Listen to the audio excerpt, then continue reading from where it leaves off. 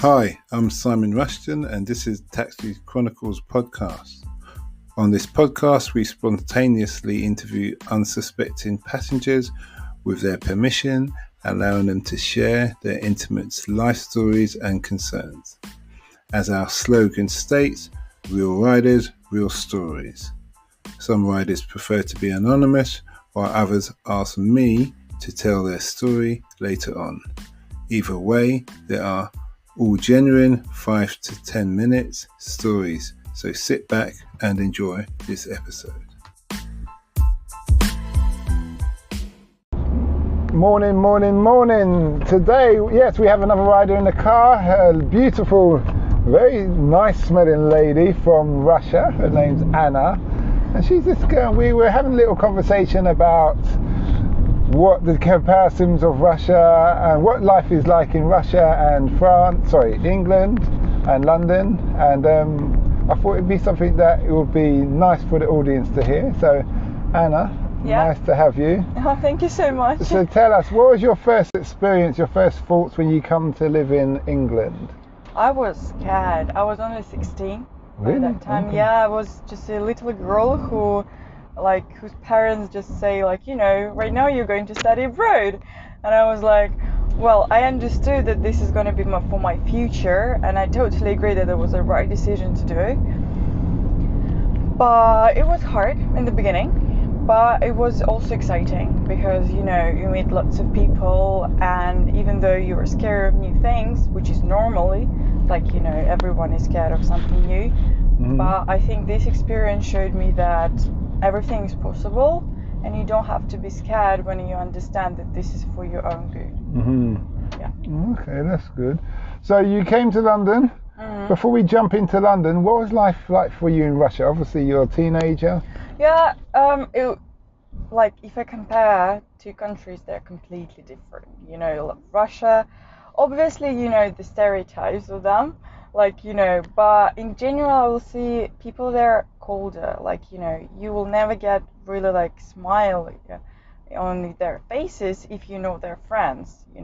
Very isolated behavior. And when you come here, even in the shop, the security will smile at you, will help you, and it's really different. Even that's simple comparison. Well, yeah. But my life was alright. I was living with my parents, which was easier, obviously.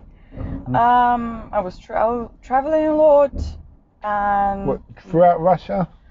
Around Russia, around Europe. Okay. I've been traveling a lot. Yeah, thanks to my parents as well. But when I came here to England, I actually started to travel even more because it's easy here for me. Okay. What was the social life like apart from your traveling? Oh, when you're 16 in Russia, I don't know. You're starting to thinking about university. You're kind of stressing about a lot about your future, but at the same time you just want to have some fun. This is a real life, I think, for everyone.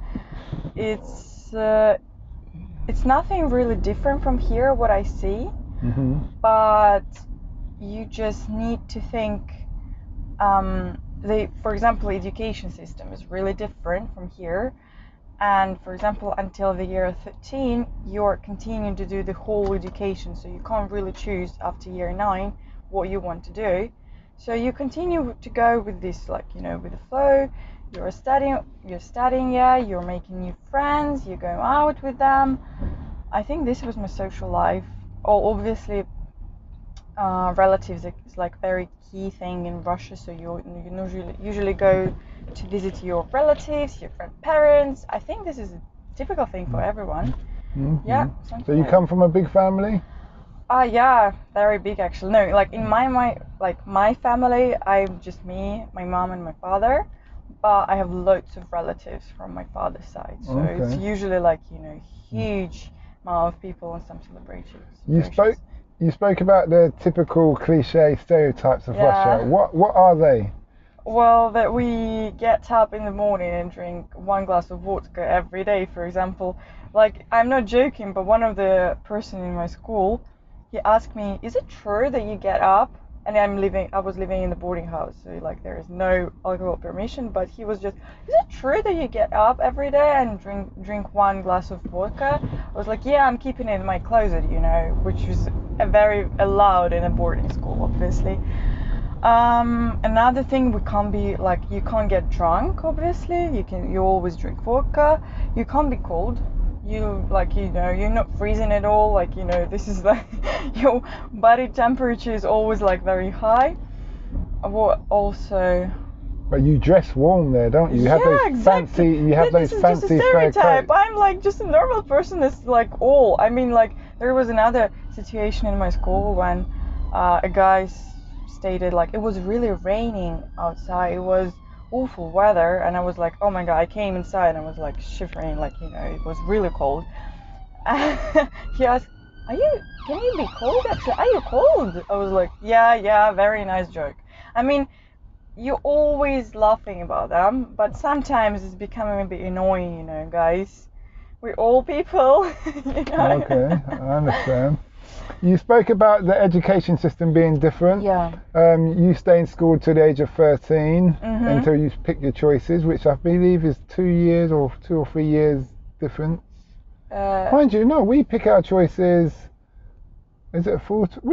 I think it's the same age. We pick choices. Yeah, but we pick out, like in Russia, we pick choices in the year 13, no earlier really. Oh, in the year 13, not your age 13. No. So what's year 13? Right, I'm older.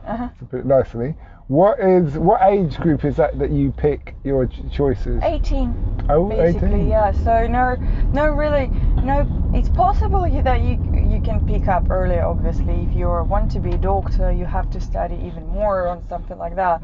You know, on some sciences as well.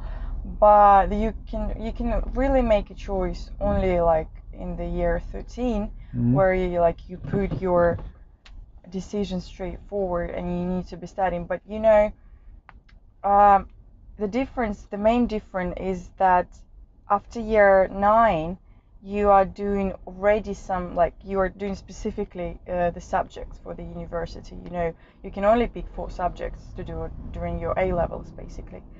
And in Russia you're doing like around 12-15 subjects, which you used to do from the like year I don't know 4 5, I don't know, it's really different from that. And we start the school in Russia at the age of 7 or earlier, before there is a kindergarten.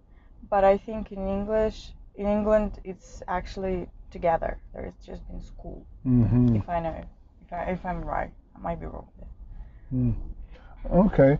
So do you think that's a good thing? Because being in education longer, I would argue, is more sensible. Yeah, I agree with you. I mean, I think it's too early, for example, sometimes, to let children go to school already and be part of that.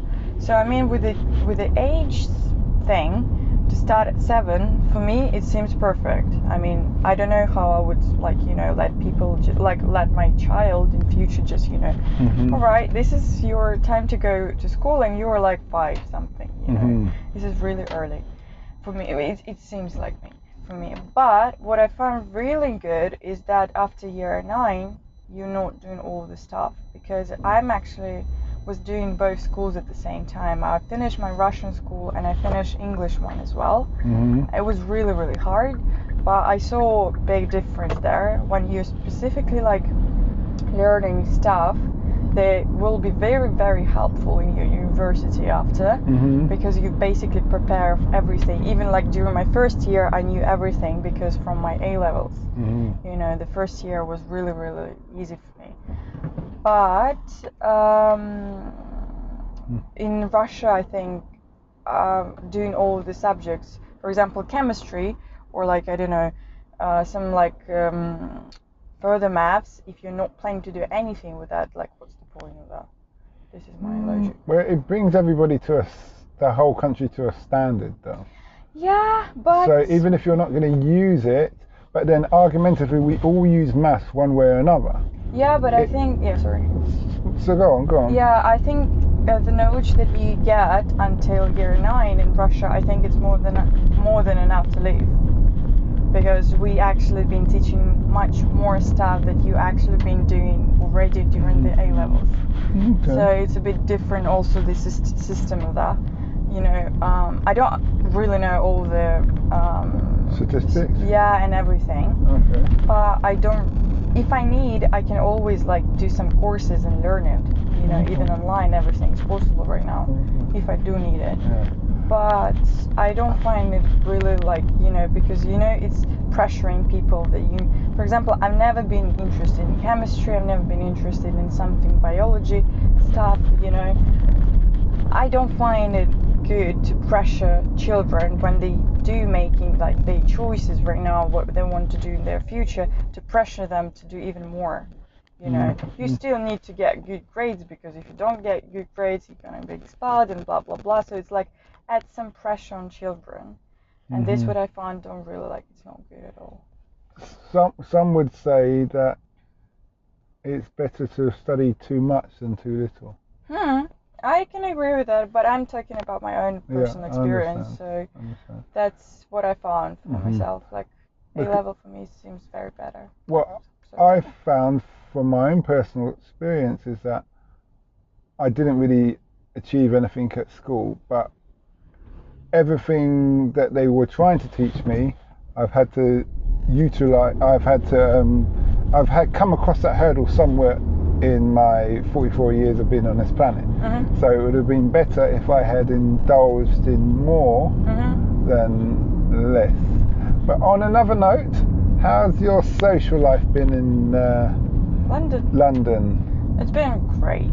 I love it, honestly. I came only actually not long ago back here, but I was in Russia during this whole Corona thing, which obviously was really hard, but social life is great. What I remember from being a student here, it's always partying, clubs, bars, friends. You go just, you know, enjoy your nights, and you know, you feel free completely. And it's really, really great. I love it. You know, you have so much choices to do. Like you have plenty of things to do.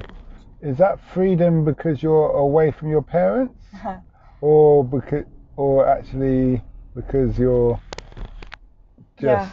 Yeah. I think I might say both, but at the same time, I'm completely free in Moscow as well. But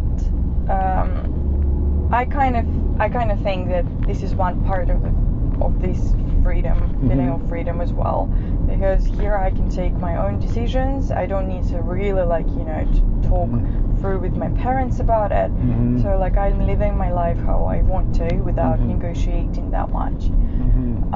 When I'm in Moscow, I'm still like, you know, dependent a bit. You know, you live in the same apartment, so you need to respect other people's just choices and decisions as well, I think. So this is kind of different, but it's also feeling free. I don't know. I mean, London is a great city for students, so you have loads of things to do here.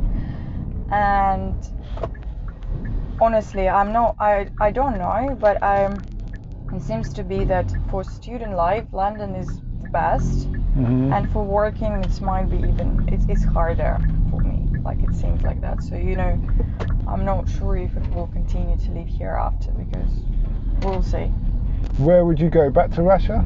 No, I'm thinking about Europe maybe. I have the whole year to decide. Thanks God to that. But when you say harder, is it harder to get a job, you mean, or? Yeah, for me exactly. You know, because I'm international. You need to basically get a visa, and this visa will be paid by your employer. And with this whole Corona, I understand that competition on the market will be even tougher. So we will see. I think it's possible. If you want to find something, you will always find, if you actually desire. Yeah. But I like that attitude. I like that attitude. You spoke earlier about Russians have that, they're not really smiling unless they know you. That brings to me Putin's face of how he's always very straight, like, how because that explains a lot. Because I don't think he's ever broken a smile on the news. I think he's just always he's just that plain thing. How do you Russian politics? What do you think of the fact that Putin can be their leader for a longer time? Do you think that's a good idea? Do you think about that? Do you think he's running the country well? I'm not a fan of Boris, and I don't have anything against Putin. I think what he's doing is his private affair with his people. It's nothing to do with us. Yeah. But I'm just interested to hear your point of view. Well, I don't really like to talk about politics. I will be honest with you. I don't understand a lot of that. Okay. But at the same time, I can see that I'm not very happy with the whole situation. Basically, I'm living with the whole president for 21 years. So since I've been born, he became president, and after that, nothing has changed. Well, there was one president, Medvedev, but he was the president and the vice president was Putin still. So to be honest, everything was controlled by him as well. I think the power for a longer period of time makes you do things which you will not do at all if you just with this power for 5 years. I mean, they are losing a bit their mind on the authority, on the power what they have, and they stop thinking about really what people need. Or they lose touch with reality. Exactly. But would you say that's due to the people around them more than just them? Because if you have the people around you don't keep you in check, or they've got their ulterior motives, then that's where things can go wrong. I think both. Obviously, people around also like include in this situation the reason as well. But you know,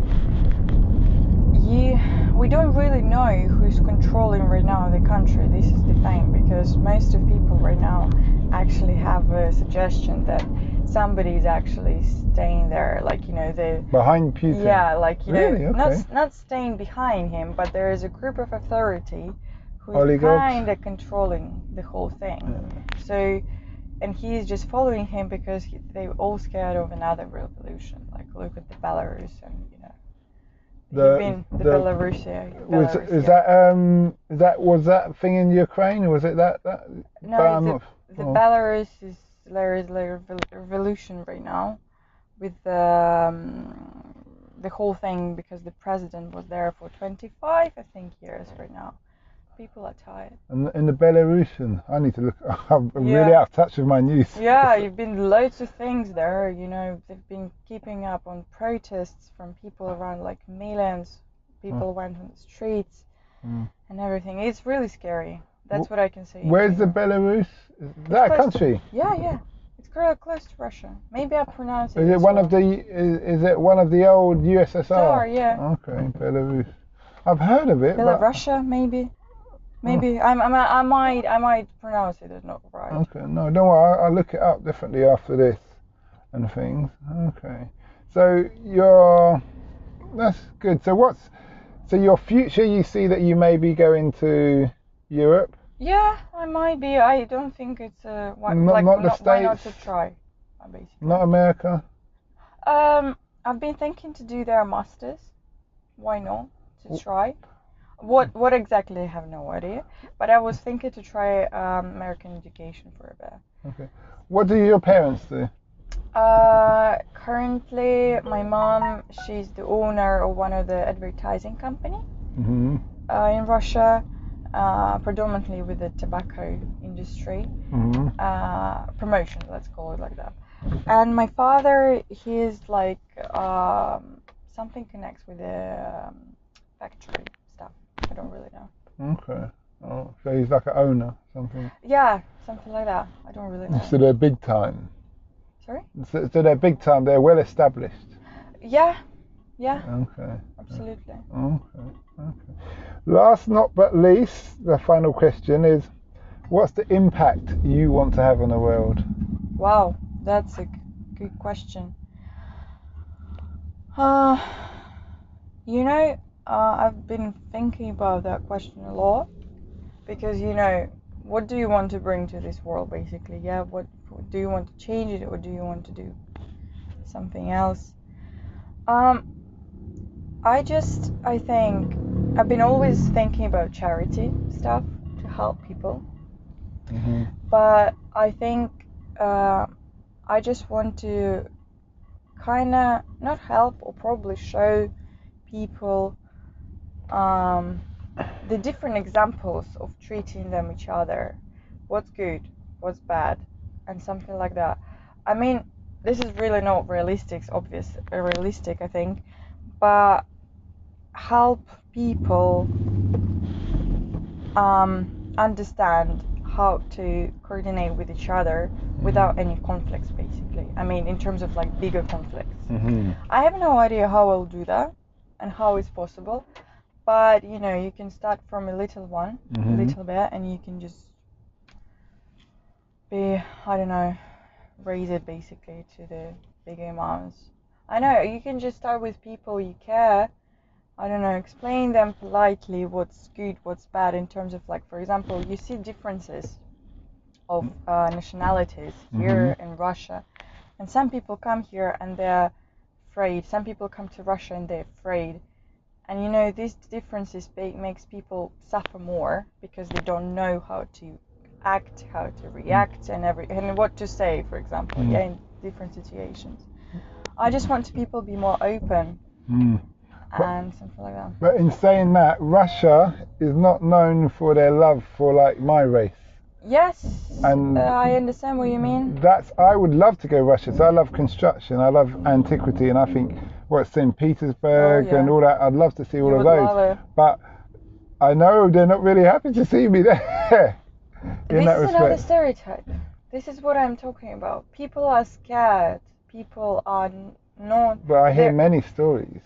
Many stories of people who've gone there. Obviously, I'm not saying that everything has been different, like has changed dramatically. Okay. But you definitely not be, like you've been scared because of the other people opinion or experience, and this is what makes people suffer. That's what I'm saying. I would say if you come to Russia, you will not actually suffer, or you will not have any bad consequences, because right now everything has changed, and this is what I want to show as well, you know, because this is all the stereotypes. I want to go to Russia, but I'm scared. I've heard some stories. I've heard that, and I would say that people there are really welcoming when they understand that, you know, you're not coming with the bad intentions.